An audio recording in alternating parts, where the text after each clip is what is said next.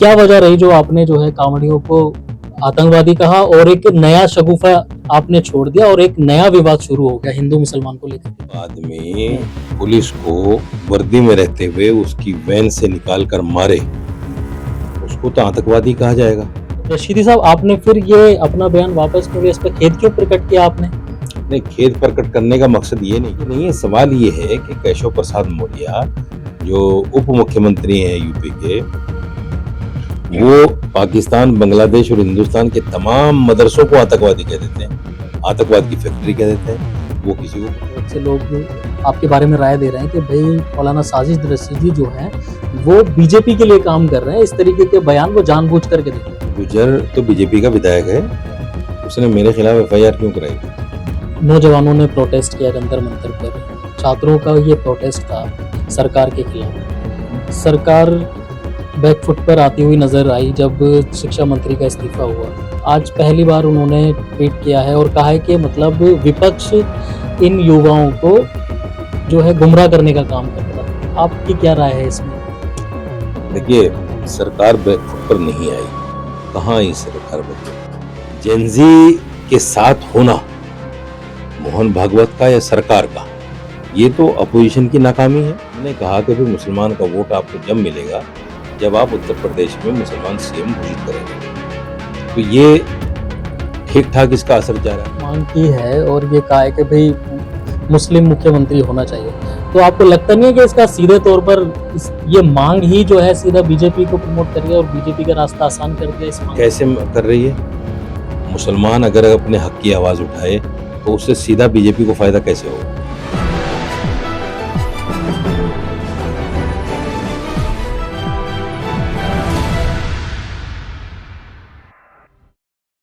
नमस्कार, आप देख रहे हैं समाचार प्लस ओटीटी और मैं अब्दुल वाजिद चिश्ती निजामी।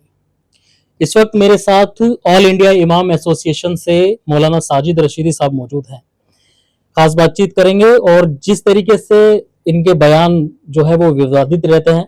अभी हाल ही में आपने जो है कांवड़ियों को आतंकवादी कह दिया, वो उससे ज्यादा एक विवाद पैदा हो गया।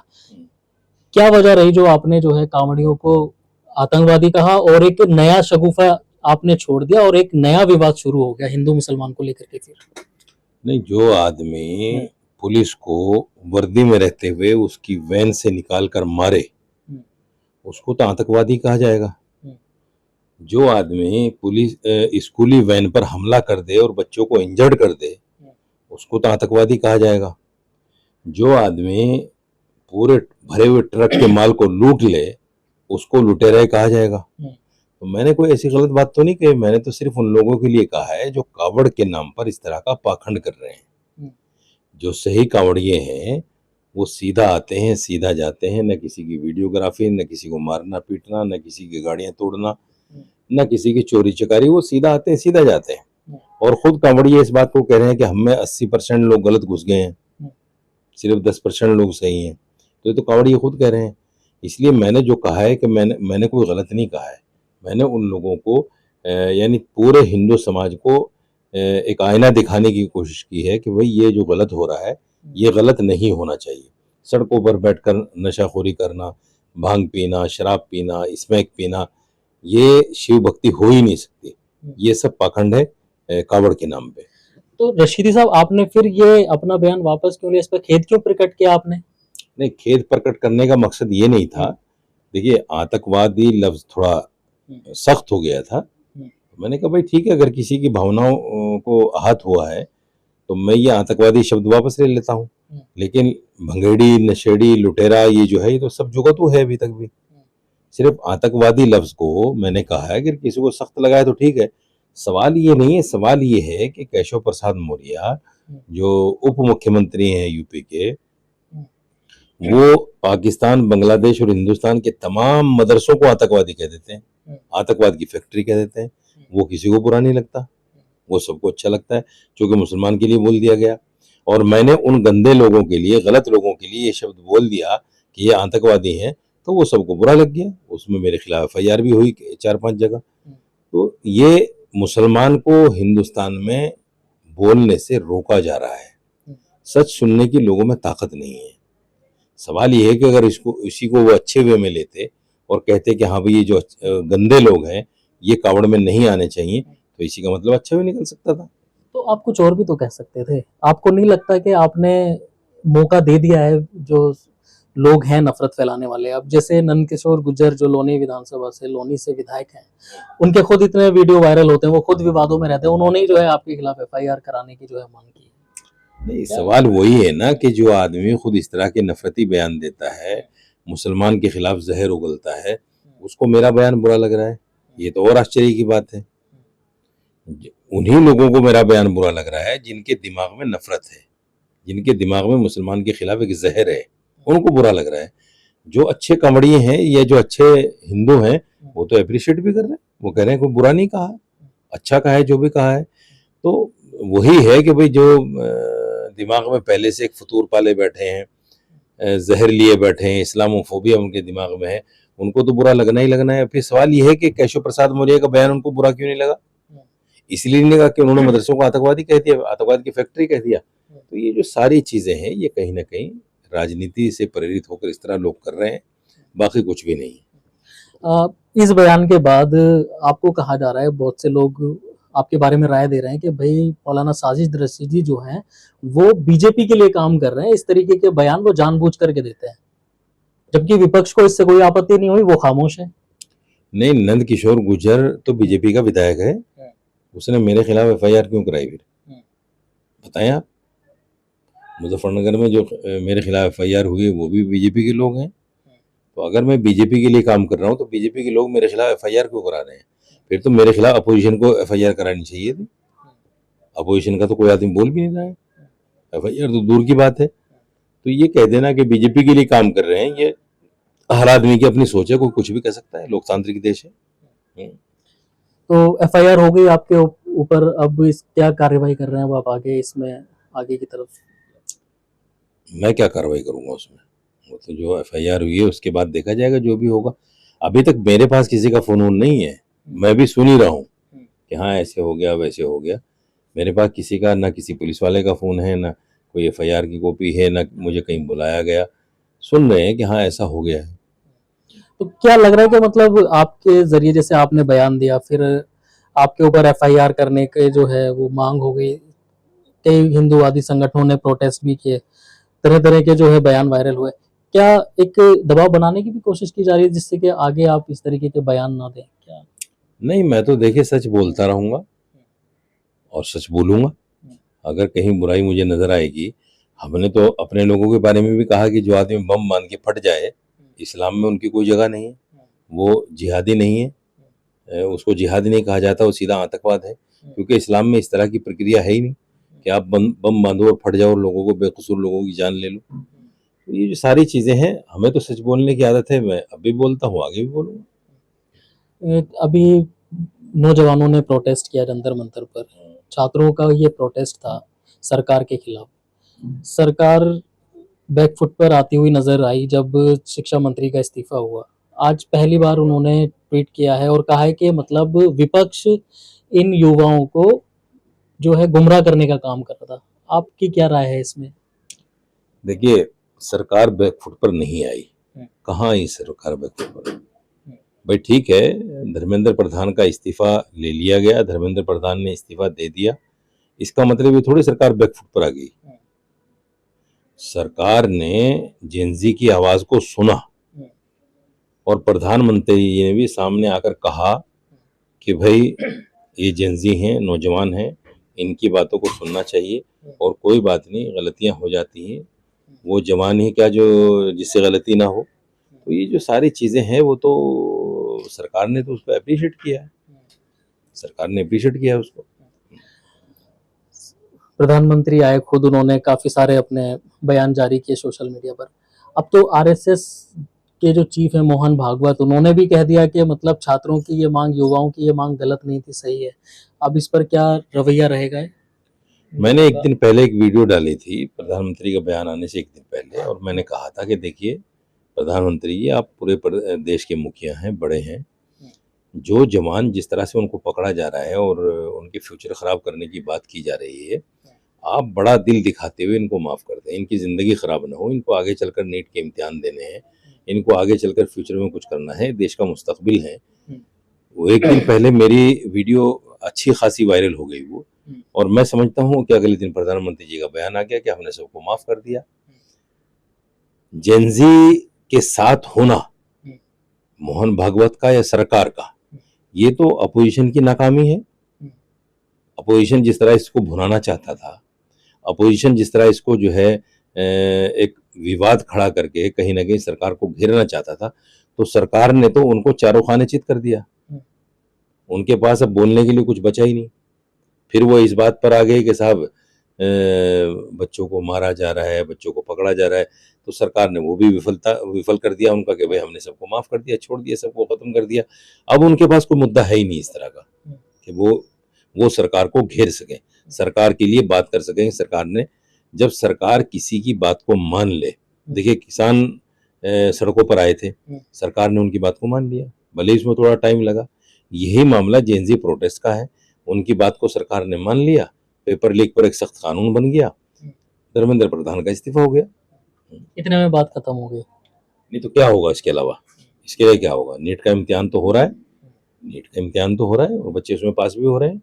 अब दूसरी जगहों पर भी रांची वगैरह में प्रोटेस्ट हो रहा है, झारखंड में, वहां विपक्ष नहीं पहुंच रहा है, कांग्रेस भी नहीं पहुंच रही है और तमाम जो दूसरी पार्टियां वो भी नहीं पहुंच रहे, इस पर भी सवाल उठा रहे हैं लोग। उनको नजर आ गया ना कि यहाँ जो कुछ हुआ है हमारे साथ दिल्ली में, और हमें जो है बिल्कुल चारों तरफ से मजबूर कर दिया गया और हम परेशान होकर जो है हम मैदान छोड़ के हमें भागना पड़ा, तो उनको लग रहा है कि रांची जाएंगे वहां भी यही हालत होगी। और बड़ी बात तो यह है कि देखिए दिल्ली की आवाज पूरे देश में जाती है। दिल्ली से जो कुछ हुआ या दिल्ली में जो कुछ हुआ वो सब कुछ पूरे देश ने देखा, तमाम प्रदेशों ने देखा। अब ये जगह जगह धरने प्रदर्शन करना और इस तरह की बातें करना मैं समझता हूँ फजूल है। एक चीज और है रशीदी साहब, उत्तर प्रदेश में अब इलेक्शन होने वाले हैं आगे 2027 में, उसी की तैयारियां जो है वो धीरे धीरे हर पार्टी कर रही है अपनी। समाजवादी पार्टी इस वक्त जो है वो सनातन का बड़ा प्रचार प्रसार करते हुए नजर आ रही है, हर चीज में सनातन का। आपके साथ भी कई डिबेट में हमने देखा सनातन के ऊपर बहस करते हुए। तो क्या लग रहा है कि मतलब अब समाजवादी पार्टी भी मुसलमानों से वैसे तो पल्ला छुड़ाती हुई नजर आ रही है पिछले काफी लंबे वक्त से, अब क्या लग रहा है कि उसके पास भी सनातन और हिंदू का ही वोट बचा है, क्या यही एजेंडा? देखिए असल में क्या है, ये लोग सबके सब भारतीय जनता पार्टी की पिच पे खेल रहे हैं। पहले इनका क्या था कि इनको लगता था कि मुसलमान वोट तो सारा हमारे साथ है ही, थोड़ा बहुत हिंदू मिल जाएगा तो हमें ये भी सीट मिल जाएगी, वो भी सीट मिल जाएगी, वो भी सीट मिल जाएगी। अब हमने जो पिछले 6-7 महीने से तहरीक शुरू कर रखी है, हमने कहा कि भाई मुसलमान का वोट आपको जब मिलेगा जब आप उत्तर प्रदेश में मुसलमान सीएम घोषित करेंगे। तो ये ठीक ठाक इसका असर जा रहा है, लोगों तक पहुंच रहा है, लोग मेरे पास फोन भी कर रहे हैं, बात भी कर रहे हैं, एप्रिशिएट कर रहे हैं उसको। कहीं ना कहीं समाजवादी के मन में एक चोर बैठ गया है, क्योंकि चोर बैठना भी लाजमी है। देखिए हमने जो है 4 बार 5 बार उनको मुख्यमंत्री बना दिया, वो एक बार मुख्यमंत्री बनाने को तैयार नहीं मुसलमान को। उनका हर प्रवक्ता बैठकर टीवी पर यही कहता है कि नहीं सीएम तो अखिलेश यादव रहेंगे। क्यों भाई? अखिलेश यादव ने पट्टा लिखवा लिया सीएम का। यादव जो है वो 8 से 11% है यूपी में, मुसलमान 22 से 23% है। तो समाजवादी पार्टी का एक नारा भी है कि जितनी जिसकी हिस्सेदारी उतनी उसकी भागीदारी। तो जो हमारी हिस्सेदारी है, हम जो 22 से 23% हैं, तो हमें 5 बार में 1 बार तो बनने का मौका मिलना चाहिए। तो इससे कहीं ना कहीं वो कहते हैं खिसियानी बिल्ली खम्मा नोचे। तो समाजवादी को लग गया है कि मुसलमान तुम्हारे पास से खिसक रहा है, अब वो हिंदू वोट की तरफ जा रहे हैं और हिंदू वोट को कहीं ना कहीं मनाने की कोशिश कर रहे हैं। लेकिन मुझे बताइए, जब पूरा यादव समाज उनके साथ नहीं है तो पंडित उनके साथ कैसे आ जाएगा? दलित उनके साथ कैसे आ जाएगा? दलित के उनके अपने नेता हैं, मायावती भी है, चंद्रशेखर आज़ाद भी खड़े हो गए, और दूसरे और लोग भी हैं जो यूपी के अंदर राजभर वगैरह जो SC ST OBC का वोट लेते हैं। तो कहीं ना कहीं समाजवादी अपने आप को असहज महसूस कर रही है और इसी बात के चलते वो कहीं ना कहीं हिंदू वोटों को साधने की कोशिश कर रही है। आपने जो ये मांग की है और ये कहा है कि भाई मुस्लिम मुख्यमंत्री होना चाहिए, तो आपको लगता नहीं है कि इसका सीधे तौर पर ये मांग ही जो है सीधा बीजेपी को प्रमोट कर दिया और बीजेपी का रास्ता आसान कर दिया इस मांग? कैसे कर रही है? मुसलमान अगर अपने हक की आवाज उठाए तो उससे सीधा बीजेपी को फायदा कैसे होगा? तो इसका मतलब तो ये है कि मुसलमान हिंदुस्तान में बोले ही नहीं। बीजेपी ने तो कह दिया कि हमें मुसलमानों के वोटों की जरूरत ही नहीं है, तो आप कह रहे हो कि मुख्यमंत्री मुसलमान होना चाहिए, तो बीजेपी सीधे ने सीधे तौर पर फायदा नहीं हो रहा उसको? नहीं, बिल्कुल नहीं। कैसे नहीं ये बताइए। गलत परसेप्शन है। बीजेपी ये कहती है हमें मुसलमान का वोट नहीं चाहिए, हम मुसलमान को टिकट नहीं देंगे। ये एक चैप्टर खत्म हो गया। ना भारतीय जनता पार्टी हमें टिकट देगी, ना भारतीय जनता पार्टी हमारा सीएम बनाएगी। अब हम इस बात की मांग किससे करें? अपना हक किससे लें, किससे मांगे? बचती है कांग्रेस और समाजवादी। जब 65 सालों तक हमने समाजवादी और कांग्रेस को वोट दिया है, तो क्या हम उनसे ये बात ना करें कि भाई आप हमें मुस्लिम मुख्यमंत्री हमारा बनाओ? क्यों क्यों ना करें? और इससे भारतीय जनता पार्टी का, मैं तो ये कहता हूं कि कांग्रेस और समाजवादी अगर मुख्यमंत्री का ऐलान कर दे तो एक एक वोट सुई के नाके में निकल जाएगा। सारा भारतीय जनता उसको समाजवादी पार्टी और कांग्रेस को जाएगा सारा वोट। इतने तो दावे इससे से कैसे कह सकते हैं आप? बिल्कुल दावे के साथ कह रहा हूँ, करके देखें ऐलान, करके देखें ऐलान। अगर ना निकले, भाई पिछले 2024 के इलेक्शन में समाजवादी पार्टी को 36 सीटें कहां से मिली हैं? मुसलमान ने तो दी है, यादवों ने तो उनको वोट नहीं दिया, हिंदू ने तो उनको इतना वोट नहीं दिया। सारा मुसलमान का वोट है जिससे 36 सीटें आ गई। तो मुसलमान जब सीधा का सीधा भारतीय इसको समाजवादी पार्टी और कांग्रेस को जाएगा, तो फिर क्यों नहीं मुख्यमंत्री बनेगा मुसलमान? क्यों नहीं बनेगा? और इनको बनाना क्यों नहीं चाहिए? भाई सवाल ये है कि मुसलमान यहाँ का क्या वोटर नहीं है? क्या यहाँ का नागरिक नहीं है? क्या इसको संवैधानिक अधिकार नहीं है? क्या संविधान में ऐसा कहीं लिखा है कि मुसलमान मुख्यमंत्री नहीं बन सकता? कांग्रेस ने तो बनाया है महाराष्ट्र में, आपको याद होगा। तो लेकिन आपकी जो ये मांग है, कितने लोगों का जो है आपको इस पे रिएक्शन मिल रहा है, जो समर्थन मिल रहा है, कैसे कैसे लोगों का मिल रहा है, क्या रिएक्शन मिल रहा है, इसके बारे में थोड़ा? देखिए, वोटर्स का समर्थन मिल रहा है मुझे बहुत। मुसलमान जो पब्लिक है, आवाम का बहुत सपोर्ट मिल रहा है इसमें। हर आदमी, नेता तो नहीं सपोर्ट करेगा इस पर, नेता क्यों सपोर्ट करेगा? देखिए, ये समाजवादी और कांग्रेस में जितने भी मुसलमान नेता हैं, वो आवाम के बारे में थोड़ी सोचते हैं, बिल्कुल नहीं सोचते। अगर गुलाम नबी आज़ाद, सलमान खुर्शीद, अहमद पटेल मुसलमानों के बारे में सोच लेते, तो मुसलमानों की हालत सच्चर कमेटी में जो बताई गई दलित से बदतर जिंदगी जी रहे हैं, ऐसा थोड़ी होता, बिल्कुल नहीं होता। उन्होंने कभी भी अपने खानदान के अलावा अपने अलावा सोचा ही नहीं और अपने आप को बनाया। आज देखो उसी का नतीजा मिल रहा है। अहमद पटेल की बेटी किस तरह दरबदर फिर रही है, उसको टिकट तक नहीं मिल रहा है कांग्रेस का। क्यों नहीं मिल रहा है? ये सर्किल है, ये दुनिया जो है सर्किल है। जैसा बोओगे वैसा काटोगे। जब आप किसी की औलाद का हक खाओगे तो आपको भी, आपकी औलाद को भी हक नहीं मिलेगा, ये तय है। आखिरी सवाल, आपको लग रहा है कि समाजवादी पार्टी मतलब ये मांग मानेगी, या अगर लोग इस चीज की डिमांड करेंगे तो ऐसा हो सकता है जैसा आप मांग कर रहे हैं? नहीं, क्या इसके लगता लिए है? बाकायदा देखिए, मैं कुछ ही दिनों में, अभी तारीख का ऐलान नहीं किया गया, मशवरा करके एक बड़ी कॉन्फ्रेंस प्रेस क्लब में रखेंगे और उसके बाद में पूरे यूपी के अंदर इसकी तहरीक चलाएंगे। ये इतना आसानी से हम छोड़ने वाले नहीं हैं और इतना आसानी से बैठने वाले भी नहीं हैं। समाजवादी को अच्छी तरह समझ लेना चाहिए कि मुसलमान जब सड़कों पे निकल जाएगा तो आपकी हवा भी निकल जाएगी, आपकी औकात का भी पता चल जाएगा। चूँकि यादव वोट इतना ज़्यादा नहीं है और यादव आपको वोट दे भी नहीं रहा है, पूरा यादव वोट नहीं दे रहा है आपको। यादव तो भारतीय जनता पार्टी में बहुत सारे यादव हैं, बहुत यादव। मुसलमान भी तो है। मुसलमान, देखिए मुसलमान तो हैं, होना ना होना उनको तो बराबर है, क्योंकि मुसलमान खुल के वोट तो करता नहीं और जो वोट खुल के ना किया जाए उसकी वैल्यू नहीं होती। जैसे हमने दिल्ली के अंदर, मैंने भारतीय जनता पार्टी को वोट दिया और मैंने खुल के टीवी पर बोला कि मैंने भारतीय जनता पार्टी को वोट दिया, तो उसकी चर्चा तमाम सियासी गलियारों में है। उसी वोट को लेकर लोग मुझे कहते हैं कि तो भारतीय जनता पार्टी का आदमी है। वोट देना किसी पार्टी से के सामने नतमस्तक होना नहीं है, ये तो मेरा संवैधानिक अधिकार है कि मैं किसको दूं किसको ना दूं। और मैंने भारतीय जनता पार्टी को इसीलिए वोट किया ताकि मुस्लिम समाज आंखें उठाकर जिए, सीना तानकर जिए। हम क्यों डरे भारतीय जनता पार्टी से भाई, क्यों डरे? भारतीय जनता पार्टी भी एक संवैधानिक पार्टी है। ये लोग हमें डराने का काम करते हैं और इसमें जो हमारे उलमा हैं, जो हमारी मजहबी जमातें हैं, जमात इस्लामी है, जमात उलमा है, जमात अहले हदीस है, इनका भी बहुत अहम रोल है मुसलमानों को डराने में भारतीय जनता पार्टी से। और मुसलमानों को जितना डराया जा रहा है इतना ही मुसलमान भारतीय जनता पार्टी की मुखालफत कर रहा है, और जितना मुखालफत मुसलमान मुसलमान कर रहा है भारतीय जनता पार्टी की, इतनी ही भारतीय जनता पार्टी मजबूत होती जा रही है, इतना ही अच्छे से जीती जा रही है। और इसी की वजह से देखिए, अगर 2014 में ही मुसलमान एक फैसला कर लेता कि हमें भारतीय जनता पार्टी को वोट करना है और खुल के वोट करता, तो ये जो सैकड़ों लोग मोब लिंचिंग में मारे गए और ये जो नफरत है कि मुसलमान को दुकान किराए पर ना दो, मकान किराए पर ना दो, ये सारी चीजें नहीं होती। मुसलमान वक्त की सियासत को नहीं समझ रहा है, हिंदू नेता वक्त की सियासत को समझते हैं। अब देखिए, कुछ नेता ऐसे हैं और थे, कुछ उनमें से चले गए, कि जो जब भी जिसकी सरकार होती थी वो मंत्री जरूर होते थे, रामविलास पासवान, अजीत सिंह, अब उनके बेटों ने यही काम शुरू कर दिया। तो मुसलमान इन चीजों को क्यों नहीं समझता कि भाई जहां जिसकी सरकार हो हम उसके साथ लगे, हवा को देखकर वोट करें। अगर हमें लग रहा है कांग्रेस जीत रही, कांग्रेस को वोट करें, हमें लग रहा है समाजवादी जीत रही, समाजवादी को वोट करें, हमें लग रहा है भारतीय जनता पार्टी पूरी हिंदुस्तान में सरकार बना रही है, 22-23 राज्यों में उसकी सरकार होगी, उसकी मुखालफत क्यों करें? मुसलमान नहीं करनी चाहिए।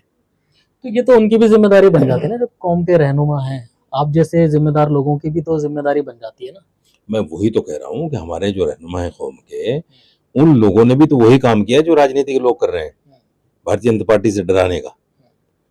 इनकी अपनी भी मजबूरी है, इनको लग रहा है कि अगर भारतीय जनता पार्टी की तरफ लोग चले गए और लोग पढ़ लिख गए और लोग सियासतदान बन गए, तो हमें जो जी हुजूर जी हुजूर जी हुजूर होती वो नहीं होगी। इसलिए ये लोग, हमारे जो उलमा है, मैं खास तौर से बताता हूँ, जितनी मुस्लिम जमातें हैं वो नहीं चाहती कि मुसलमान पढ़े। अगर जमीयत उलमा चाहती कि मुसलमान पढ़े तो जमीयत उलमा आरएसएस से 2 साल पुरानी तंजीम है। जमीयत उलमा 1923 में बनी और आरएसएस 1925 में बनी। आज आरएसएस के पूरे हिंदुस्तान में सैकड़ों इदारे हैं, सैकड़ों कॉलेजेस, सैकड़ों स्कूल हैं। जमीयत उलमा का बताओ क्या है? जमीयत उलमा के पास कुछ चंदे की कमी है? जमीयत उलमा के पास एक आवाज से मुसलमान करोड़ों रुपए जमा कर देता है उसमें, लेकिन इन्होंने कभी तालीम की तरफ तवज्जो नहीं दी। ये तो अल्लाह से दुआ भी ये करते हैं कि अल्लाह सैलाब भेज दे, कहीं कहीं आग लग जाए, कहीं लोग दंगे फसाद में मर जाएं, फिर हम चंदा करें और उनमें 2 करोड़ का चंदा करें, 50 लाख बांट दें और शोहरत कर दें पूरी कि हाँ भाई ये सब हो गया। मैं किसी अब आप ये फिर एक विवादित हो जाएगा, जमीयत उलमा देखेगी इसको, कहेगी कि भाई मौलाना साजिद रशीदी ये क्या बोल रहे हैं। देखो, मैं किसी को विवादित बयान किसी के लिए नहीं देना चाहता, लेकिन ये सच्चाई है कि नहीं। अगर इसीलिए आपको बीजेपी का एजेंट बता देते हैं कि बीजेपी के लिए काम करते हैं आप। जो बातों की देखो, जो आईना दिखाएगा उसको उसके ऊपर इल्जाम तो लगेंगे। सच बोलने वाले पे हमेशा इल्जाम लगे हैं। नबी पाक सल्लल्लाहु अलैहि वसल्लम ने जब नबूवत का दावा किया था और कहा था कि लोगों एक अल्लाह को मानो, अगर फलाह और कामयाबी चाहते हो, तो लोगों ने उनको भी झूठा भी कहा, जादूगर भी कहा और मजनू और दीवाना भी कहा, उन पे पत्थर भी चले, उनको गालियां भी दी गई। तो जो भी आदमी सच्चा होता है उसको लोग गालियां देते हैं, ये नियम कानून है देश का। मैं ये कहता हूं, अगर जमीयत इस बात में मुखलिस है, आज भी उनके लिए मैदान खुला हुआ है, आज इस काम को शुरू कर दें। चलो पिछली गलतियां हो गई, मैं मान लेता हूं, भूल चूक हो गई, तो उसका उस भूल चूक का तदारुक तो है कि फिर इस काम को बड़े पैमाने पर शुरू कर दें। हर जिले में एक मेडिकल कॉलेज बना दें, हर कस्बे में एक स्कूल बना दें, और वो स्कूल कॉलेज ऐसा हो जिसमें दीन की भी पढ़ाई हो, दुनिया की भी पढ़ाई हो। कौन मना कर रहा है उनको? लोग उनकी आवाज पे करोड़ों रुपया, अरबों खरबों रुपया आज भी देने को तैयार हैं। मैं तमाम मुस्लिम जमातों से ये आह्वान और अपील करना चाहता हूं कि मेरी जो मांग है कि मुसलमान मुख्यमंत्री हो, अगर आप मुस्लिम कौम के लिए मुखलिस हैं, मुस्लिम कौम को राजनीति में मजबूत देखना चाहते हैं, हर जगह मजबूत देखना चाहते हैं, तो आप मेरी मांग के साथ आओ। मेरे साथ नहीं आ सकते, अपने अपने प्लेटफार्म पर इस आवाज को उठाओ, ताकि ये आवाज मजबूती के साथ सो कॉल्ड सेकुलर पार्टियों के पास जाए और वो मजबूर हो मुसलमानों को मुख्यमंत्री बनाने पर।